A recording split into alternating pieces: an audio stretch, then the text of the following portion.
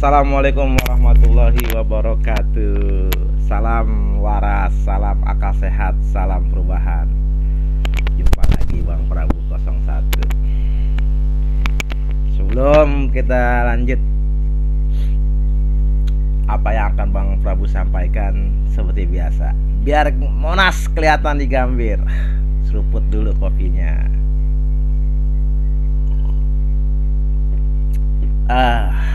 Bener kan, Monas ada di Gambir. Bicara kali ini bicara Dewan Perwakilan Rakyat yang berkantor di DPR RI Senayan, Jakarta. Bicara Dewan Perwakilan Rakyat, tentunya yang dipilih oleh rakyat, yang dipercaya oleh rakyat untuk mewakili suaranya, untuk menyampaikan aspirasi-aspirasi masyarakat se-Indonesia.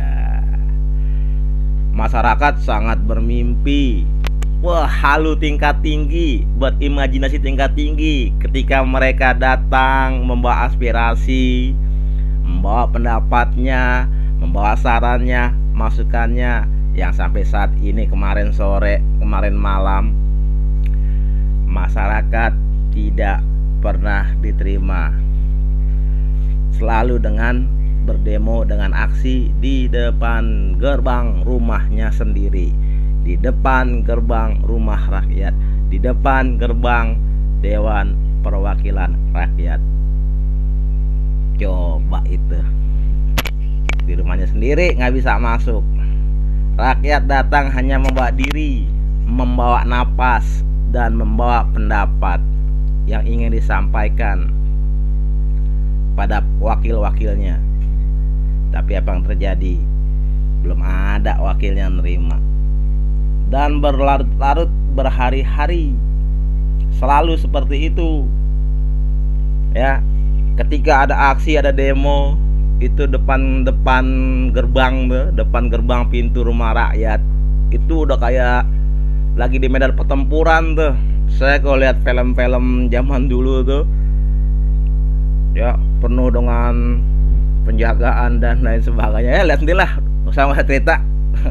Udah tenar, udah masuk di medsos itu bagaimana situasi kondisi depan gedung, ya, depan gerbang gedung DPR. Masyarakat nggak apa-apaan, ya.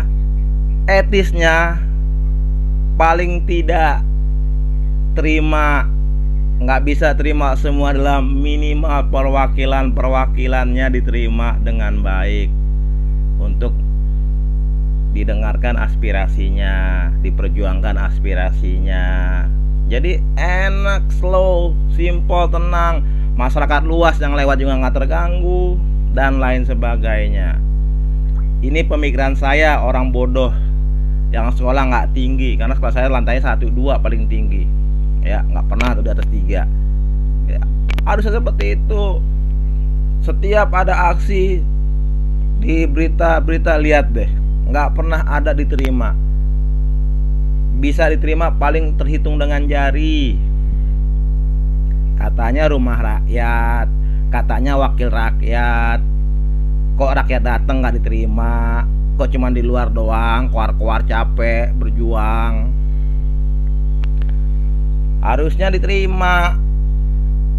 Jadi masyarakat bisa, oh ternyata DPR ini responsif ya, walaupun perjuangan belum sampai penghabisan, walaupun belum menghasilkan, paling tidak etikanya ada, diterima, di dalam dijamu. Ayo aspirasinya keluarkan, kami dengarkan, insya Allah kami perjuangkan bersama dengan anggota yang lainnya.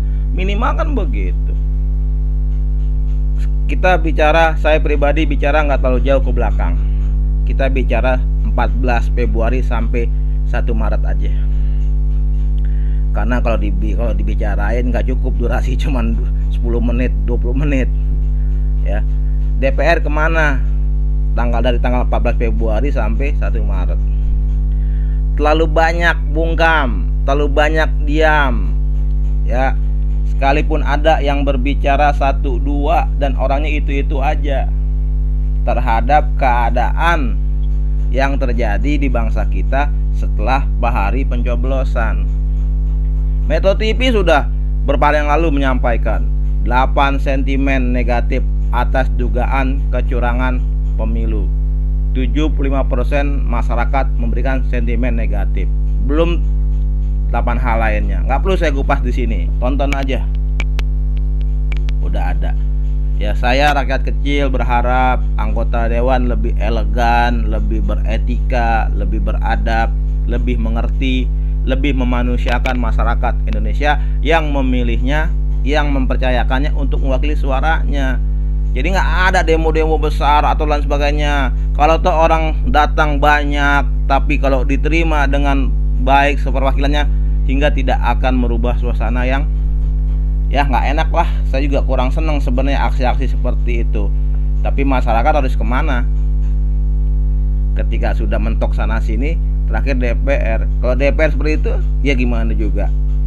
Kita masyarakat kecil, nggak punya kuasa, nggak punya kekuatan yang seperti orang-orang di atas. Apapun itu, tolong bantu Pak DPR, Ibu DPR yang terhormat, perjuangkan hak kami. Ya, kita yang kita lawan ini bukan hal kecil. Satu sisi memperjuangkan, satu sisi mendukung yang anti perjuangan.